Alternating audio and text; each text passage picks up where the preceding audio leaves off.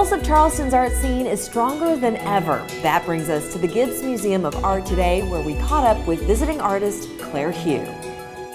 Tell us about your medium.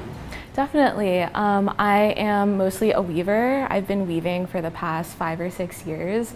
I kind of stumbled into the medium in undergrad and kind of fell in love with it. Within the loom, I have like this pattern in my brain, and then I try and dress it, the loom, as best I can, and that kind of helps me spit out like the final product. I think like the thing about making work, especially making complicated work, is just trial and error, and every piece I make, I learn something from it. It can take up to a month to complete larger projects. A lot of the weaving drafts that I use are based off of like an overshot draft that was very popular in the Appalachian region and the southern United States as well. So I usually kind of take all of those elements, I kind of place them where I want to place them on the weaving. From there, I draft what the threading looks like through the loom. Once I thread the loom and I do the tie up with the petals, then you're kind of ready to weave. But that's kind of blowing through a lot of like the complicated process that within itself can take like a week to 2 weeks to even just put everything on the loom. There is a little bit of math involved with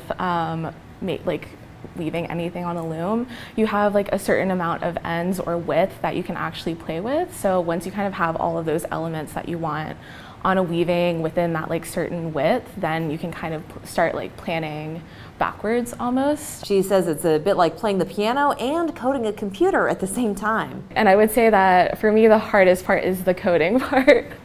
But once you kind of get going, it's like I always feel like the weaving part of my practice goes so much faster. It's always just like the setup that takes the time. And you'll be able to find her solo exhibit at the Gibbes Art Sales Gallery in March.